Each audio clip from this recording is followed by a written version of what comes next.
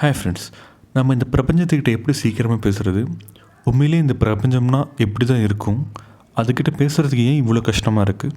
வாங்க இந்த 3 பற்றி சீக்கிரமாக இந்த வீடியோவில் குயிக்காக பார்க்கலாம்.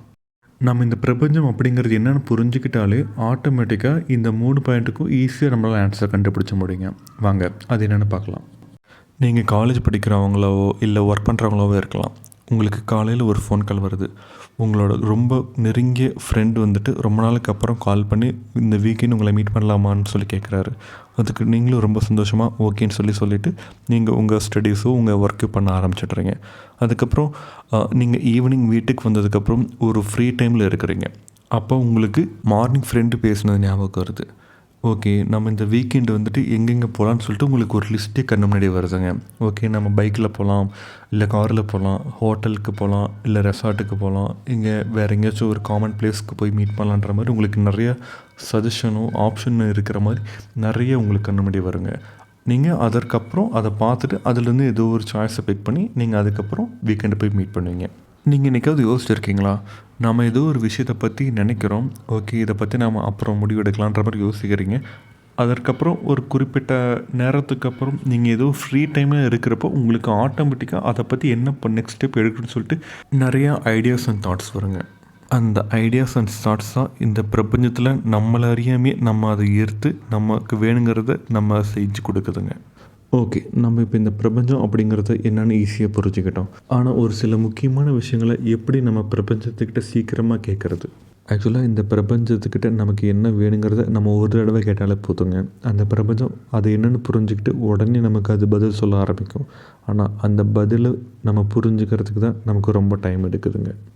அந்த டைமை குறைச்சாலே ஆட்டோமேட்டிக்காக நம்ம இந்த பிரபஞ்சத்துக்கிட்ட சீக்கிரமாக பேச முடியுங்க. வாங்க அது எப்படின்னு பார்க்கலாம். நான் ஆல்ரெடி ஃபஸ்ட்டு சொன்ன மாதிரி நீங்கள் ஏதோ ஒரு விஷயத்தை கேட்டுட்டீங்க. அதுக்கப்புறம் நீங்கள் எப்போ ஃப்ரீ டைமாக இருக்கிறீங்களோ அப்போ ஆட்டோமேட்டிக்காக உங்களுக்கு அந்த ஐடியாஸ் அண்ட் தாட்ஸ் வந்துச்சு பார்த்தீங்களா? அதே போல் தாங்க. நீங்கள் எப்போ ஃப்ரீயாக உங்கள் மனசில் எந்த விஷயமும் ஓடாத டைமில் இருக்கிறப்ப தான் அந்த பிரபஞ்சம் ஐடியாஸ் அண்ட் தாட்ஸ் மூலிமா உங்கள்கிட்ட பேசுங்க. அப்படிப்பட்ட ஒரு சில முக்கியமான விஷயங்களை நீங்கள் கேட்குறப்போ உங்களால் தியான வழியாக மட்டும்தான் அது பிரபஞ்சம் உங்கள்கிட்ட பேசுகிறது கேட்க முடியுங்க. யூஸ்வலாக நம்ம தியானம் பண்ண உக்காந்தாலே ஒரு குறிப்பிட்ட செகண்ட்ஸ்க்கு மேலே நமக்கு எங்கெங்கேயும் தாட்ஸ் வெவ்வேறு இடத்துக்கு போக ஆரம்பிச்சிடுங்க. ஸோ அந்த மாதிரி தாட்ஸை கண்ட்ரோல் பண்ணுறதுக்கு எப்படி பண்ணணுன்னா, நீங்கள் உங்களோட மூச்சு நீங்கள் லிசன் பண்ணாலே போதும். நீங்கள் மூச்சு உள்ளே இழுக்கிறதையும் கவனிக்கணும், மூச்சு வெளியே போகிறது மட்டும் கவனிங்க. வேறு எந்த கவனத்தையும் சிதற விடாதீங்க. இது 1 or 2 டேஸ்க்கு நீங்கள் ஆரம்பிக்கிறப்போ உங்களுக்கே தெரியும். ஒரு 5 செகண்டுக்கு மேலே உங்களுக்கு எதோ தாட்ஸ் வர ஆரம்பிக்கும். நீங்கள் already day to day life பற்றி தாட்ஸ் வர ஆரம்பிக்கும், உங்களுக்கு ஃப்யூச்சர் பிளான்ஸை பற்றி தாட்ஸ் வர ஆரம்பிக்கும். ஆனால் நீங்கள் அந்த தாட்ஸ் வரதை விட்டுடுங்க. அகெயின் நீங்கள் மறுபடியும் அந்த தாட்ஸ் கிட்ட போயிட்டு திரும்பவும் வந்து உங்களோட மூச்சு விடுறதையும் இழுக்கிறதையும் நீங்கள் கவனிக்க ஆரம்பிச்சிங்கன்னா ஒரு குறிப்பிட்ட நாட்களுக்கு அப்புறம் நீங்கள் அந்த மூச்சு இழுக்கிறதையும் வெளியே விடுறதையும் லிசன் பண்ணுறப்போ எங்கேயோ ஒரு இடத்துல உங்கள் கவனம் சிதறப்போ ஆட்டோமேட்டிக்காக நீங்கள் அங்கேயே கட் பண்ணிவிடுவீங்க. கவனம் சிதறாமல் மறுபடியும் நீங்கள் மூச்சு இழுக்கிறதையும் வெளியே விடுறதையும் மட்டும் கவனிக்க ஆரம்பிப்பீங்க.